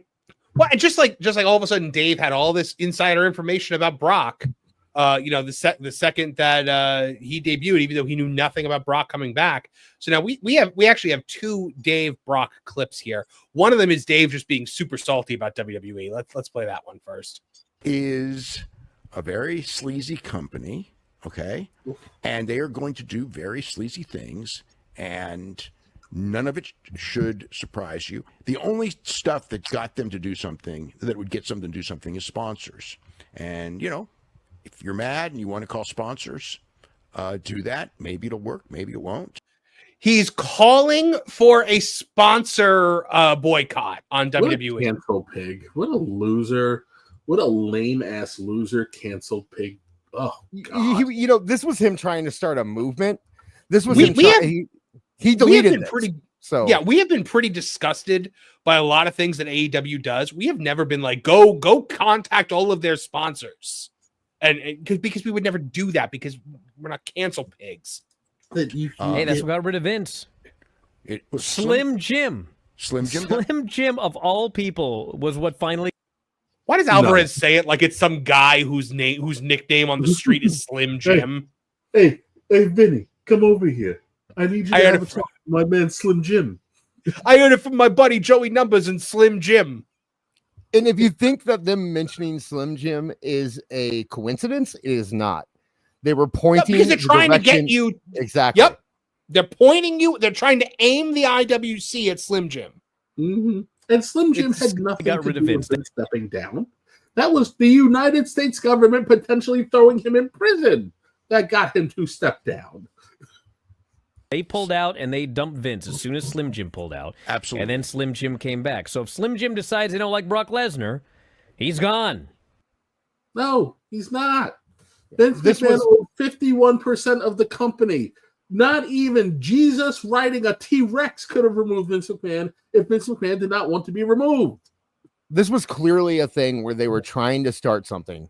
And then when they saw the reaction, they pulled it because everyone was crapping on them for this. You know what's funny is they posted this and I saved it and Beard saved it and Awful saved it. Like all of us saved it because we were like, there's no way this makes it to Tuesday. Oh, no way. Yeah. No, it was gone. We all knew this was a tweet and delete. You gotta check your super chats, Marv. They sorry. Oh yeah, do the super chats. That's more important. Oh, hold on. Well, just the one, because we're supposed to. Yes, Regina Sharp for $50. Checking in says, of all the stories you've told me, which ones were true and which ones weren't? My dear doctor, they're all true, even the lies, especially the lies. Makes sense. That makes sense. Oh my goodness. Because I'm Flint Glom Gold, and I always will be.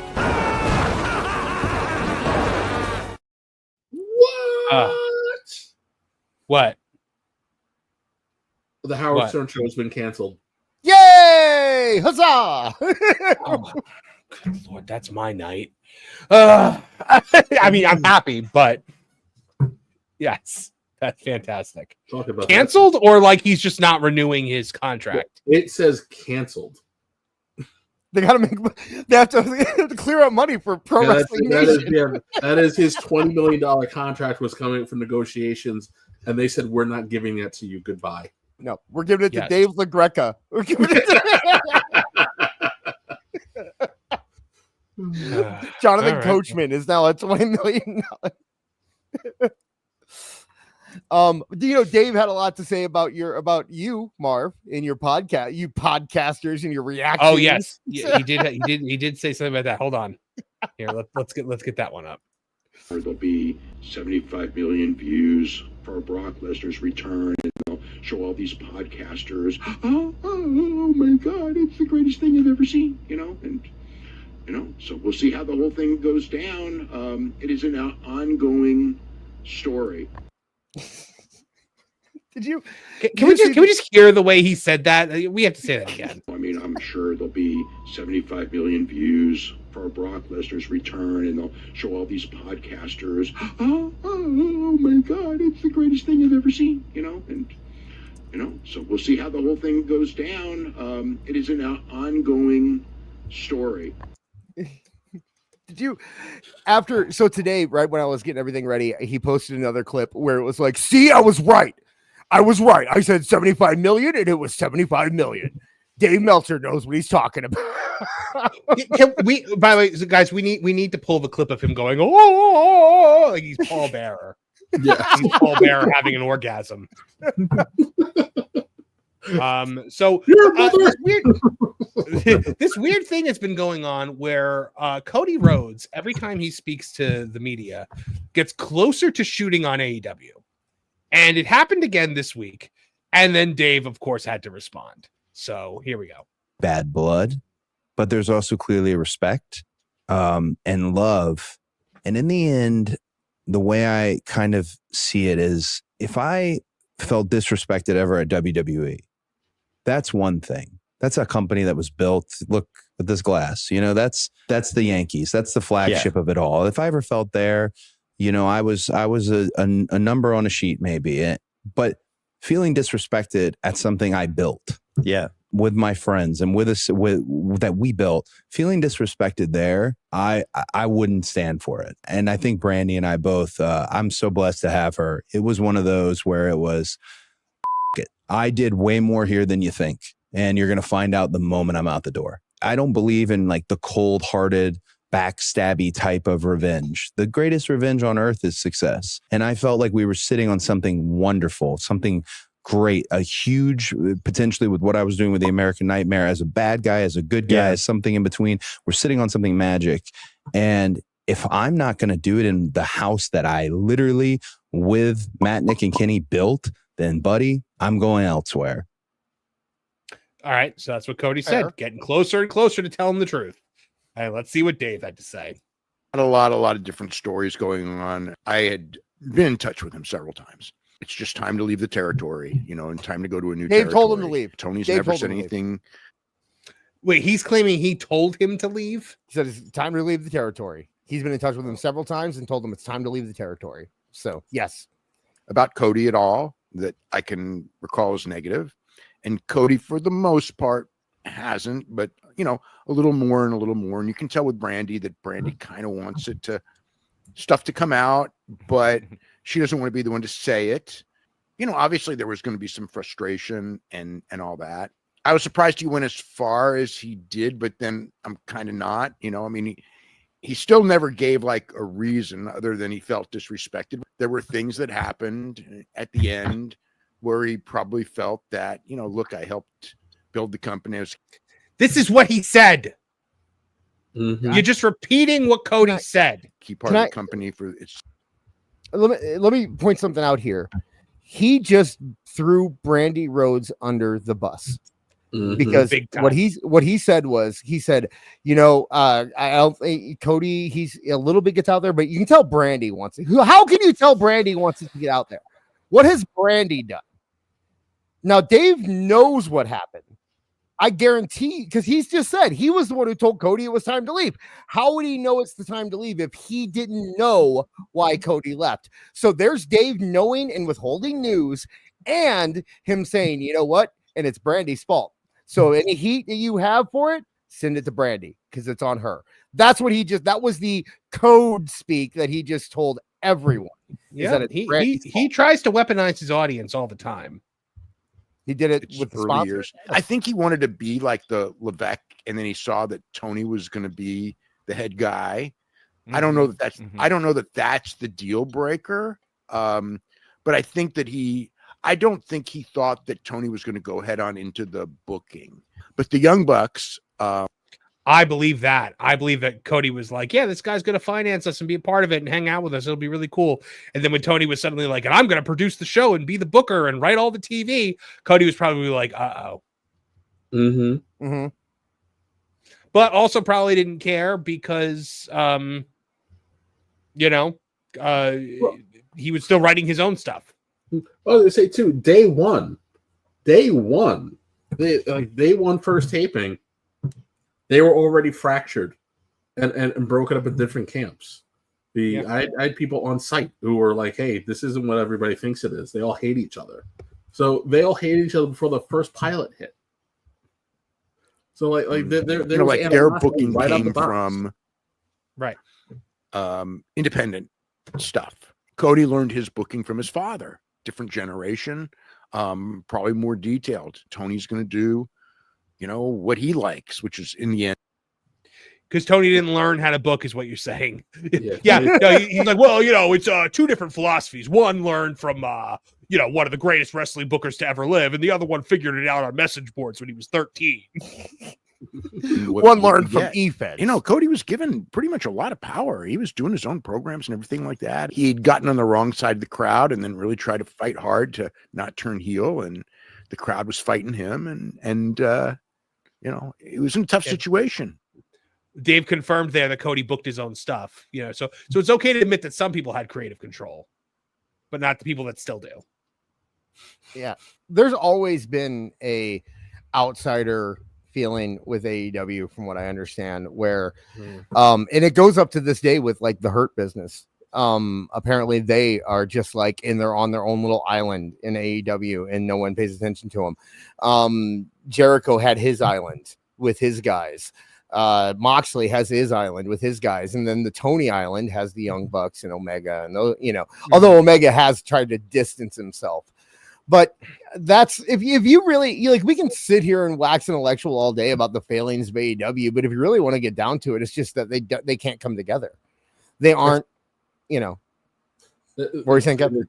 I was it is a weak leader who is not prepared to be a leader, who doesn't have the knowledge or the experience to even want to be the leader. I'm surrounded with a bunch of people who weren't there to do what the mission statement said. They were there to self-gratify and take care of their friends. So if you want to call Cody a Nepo baby, well, at the end of the day, they're all Nepo babies. Every single bloody one of them. Well, you can't call Cody a Nepo baby in AEW because Dusty had nothing to do with it. That's true too. That's true too. Cody was the only guy there off of his own merit who had been on two WrestleManias at that point. Cody was the outsider at that point, right? Yeah. Like he was the one that came from the WWE and tried to ingrain himself with the indie guys. So Cody was the weird one. Well, so the last thing we have from Meltzer this week is him commenting on Unreal. So let's see what he has to say about that. All right, WWE Unreal. How many episodes have you seen? I have not seen a lot of it. No, okay, real quick. I mean, I've seen enough to know. He's now said he did not watch it. Okay. I want you to point that out. Okay. I mean, I don't want to judge the whole thing based on what I've seen. I've seen, I feel like I've seen like maybe an hour of it or so. But I mean, the first show was an hour. Did you watch the first one? I watched a little bit of a lot of things. No, I watched the first 10 minutes of the first 6 episodes. I watch a lot of things, Brian. I don't want to give my opinion, but here's my opinion. A lot of the episodes. Okay. Well, no, I mean, I watched a little bit of a couple of things. Yeah. I mean, I try to find the interesting stuff, but I don't. It means he didn't watch any of it. I watched the first 15 minutes. That's it, because that's all I watched. He was like, I watched about an hour of it, and Brian's like, okay, well, an episode is an hour, so do you mean you watched the first episode? Oh, I watched a lot of things. Like, no, you didn't watch it at all. And I don't want to give my opinion, but here's my opinion. I don't know if I got all the interesting stuff or not. I mean, I don't want to judge the thing before I've seen the whole thing, but I don't want to judge it before I've seen literally a second of it, but I'm going to do it anyway.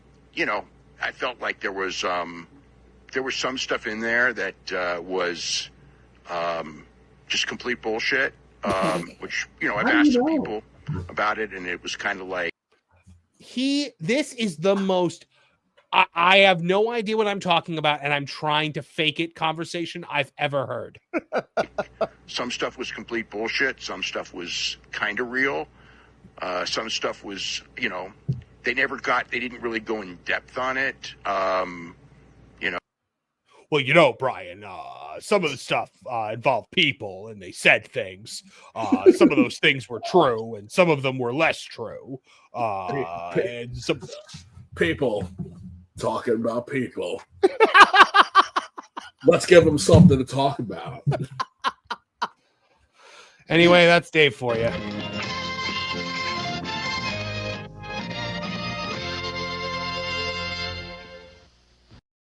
Put me in a place because we've had to talk about this buffoon so Oh. often that you actually have me missing the stupid Monet magazine.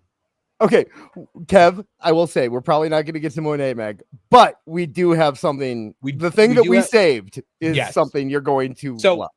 We have a Monet Mag, but we don't have time for it tonight, apparently. So we are going to hold it until for 2 weeks until I'm back, and then we'll do it then. But we do have something good. So something that I started to watch and then stopped watching, and Dis was like, "Don't watch it because it's really good." So. You know what? I'm not even going to introduce it. It's this way. You put. I was going to say, you can. I love this so much. This is who should have been in charge of the presidential fitness program, is all I was going to say. Okay. But we're going to do squats this way. You put the bar. Now, that is the Ultimate Warrior, by the way, guys. Like you're shitting in a box. On the back. And you squat fucking down, feet flat, like you're shitting over a hole. What? He's teaching these young men how to be tough and work out. I love that he just inserts F-bombs where they just don't make any sense. Remember, this is also the warrior that we were supposed to believe was like changed. You know what I mean? Like, yeah, no, this is right this, around this that Saint Warrior. The second his heart stopped beating. This is the warrior that was going to come out a week after WrestleMania. Dude, I don't know if I've ever told this story before, but when I worked at a New York sports club, we had a membership consultant. He was like brand spanking new. He had moved up from Arizona, and he worked in the Warrior gym. And he talked about he told me two great stories. One was he walked in and he saw Kevin Nash and he thought it was like the greatest moment in his life. And then it was immediately ruined by the Ultimate Warrior in the middle of a workout, losing his mind and throwing 90-pound dumbbells from one side of the gym to the other, shattering mirrors and screaming and cursing. And no one knows why. The second thing was he told me they were going to do a team meeting. And it sounds like someone's trying to kick down his door at 2:30 in the morning. And the Ultimate Warrior had gathered the entire team and drove them into the desert for a spiritual retreat. And he was like, that's when I knew I needed to quit this job. All right. Well, I want to hear him talking about shitting in a hole again. So. And you squat fucking down, feet flat, like you're shitting over a hole. Like this. You keep your back straight up and down. 20 fucking reps with the bar. And then I need somebody here just doing military press. Push. 20 fucking reps. And these kids, I'm gonna get the shot of their faces again. Hold on. With the bar. And then I need some. This kid's like, what? I love how he's like, I need somebody over here doing military presses. Well, that Somebody here just doing military press. Push up and down. You got 2 sets of dumbbells here. You just keep going. Devin, get on the prowler. 20 reps. Yawning. On the prowler. If you're standing around, fucking get on it. You just got off the prowler, you get on the sled. Now take this syringe and stick it in your ass. Dude, this is every coach I ever had. It's amazing. Let's go. Fuck that you can't. 52 fucking years I've been on this fucking planet. Fuck!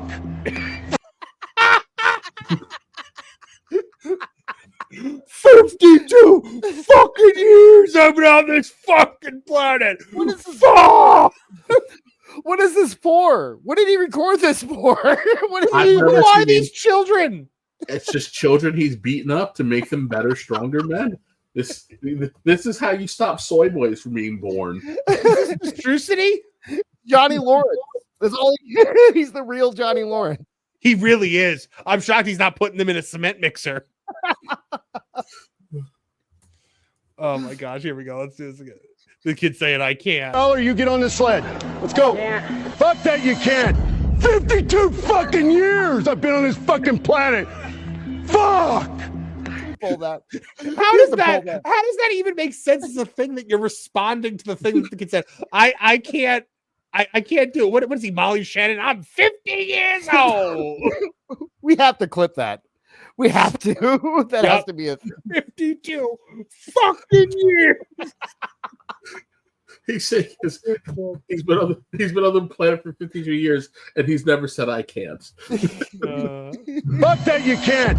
52 fucking years I've been on this fucking planet. Fuck! Fuck! Fuck! You know what they're gonna tell you when you want to go to the fucking big stadium? He just kept saying fuck. Fuck! Fuck! Fuck! I have been that mad. You've seen it. Yeah. Years I've been on this fucking planet. Fuck! Fuck! Fuck! You know what they're gonna tell you when you want to go to the fucking big stadiums? 100,000 people! I fucking can't! That's the clip. That's the clip. Do you want to watch more Dave Meltzer? I fucking can't! Yeah, we need these clips for next week. I fucking All right, one more time, all the way through without interrupting it even once. But we're gonna do squats this way.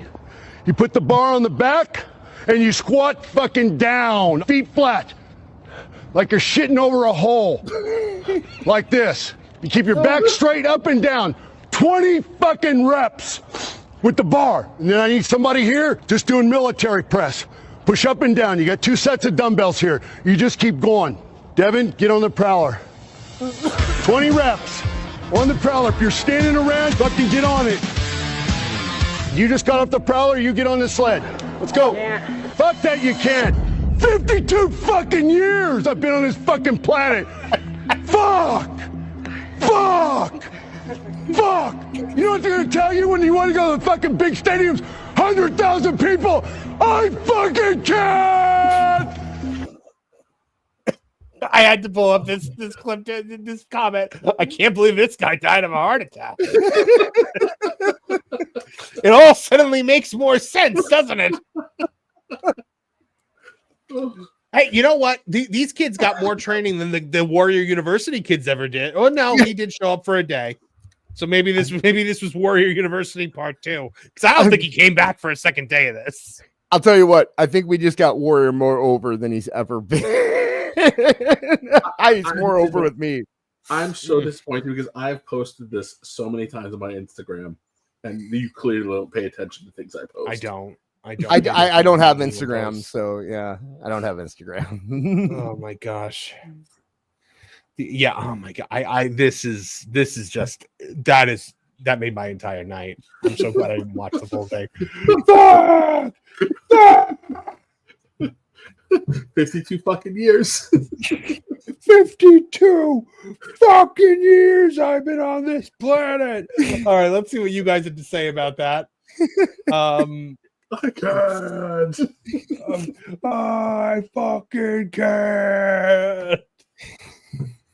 Oh my god.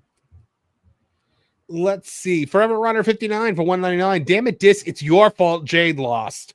I said I didn't like Jade. I'm so... That's all right. I'm thankful for you for that, because if that match showed us one thing, it was that Jade's not ready to be a champion. Yeah, it was, though not the worst women's match of that show. That was Becky and the Bird Girl. Oh my gosh, dude. Becky and the Bird. I have thoughts about that, but yeah, it's too late. We can't get into that. Tale as old as time. Girl as green as grass. There's so many. I'm sorry. Well, you know what? Tune in next week. I'll give my thoughts on Becky versus the Bird Girl. CWJ1288 for $2. IWC says WWE is boring, but real fans $100K plus and $20 million gate. Mr. Jamie Jam for $4.99 says, when will Tony Khan and AEW realize the IWC is not the real world? When do they finally go down to below 500K? I think that already happened a couple times, didn't it? On Collision. It'll happen soon on that. Yeah. Right? So, yeah. Luigi Tron for $5 says, Quiet Monster and crew, they're silencing 72-time Pulitzer winner Dave Meltzer and multiple-time inappropriate tweet sender SRS. And then he said,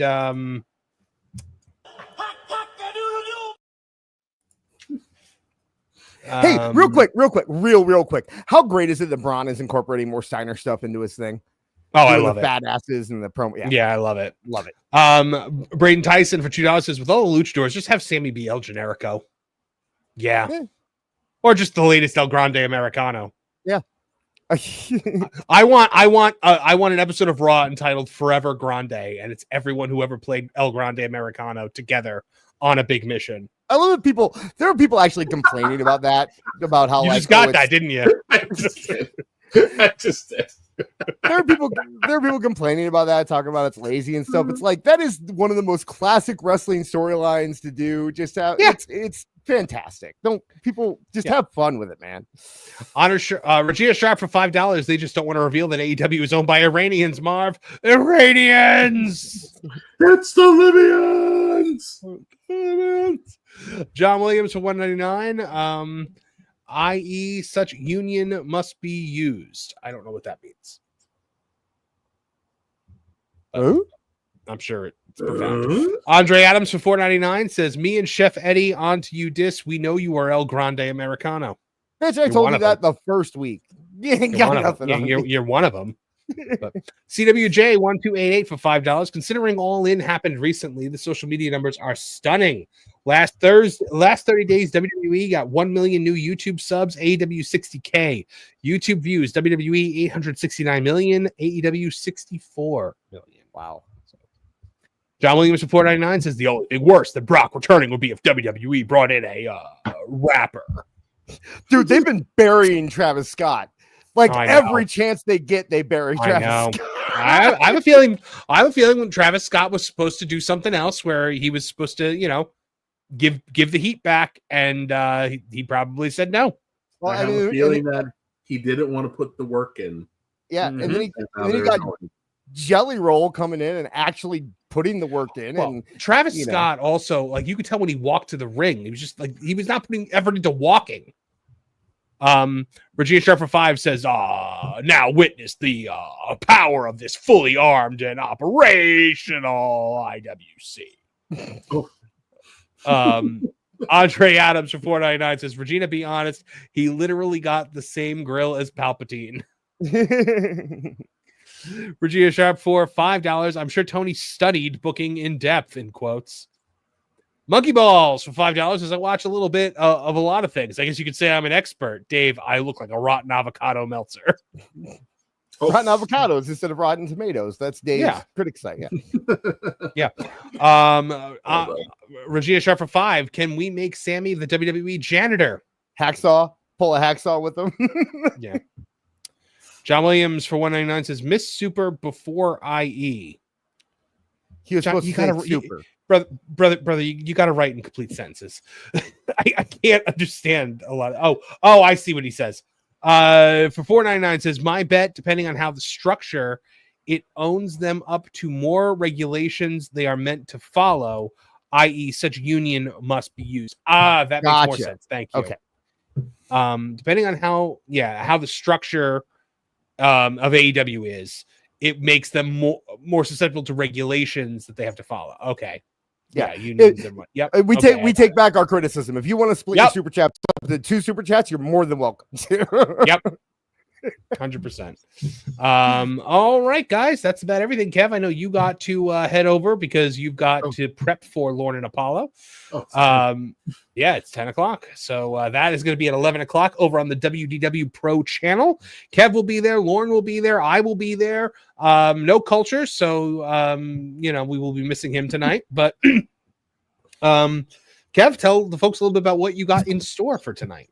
Yeah, I accidentally loaded us up with a bunch of news up to and including that Howard Stern show was canceled. But today we will be recasting the 1994 and early 2000s Fantastic Four.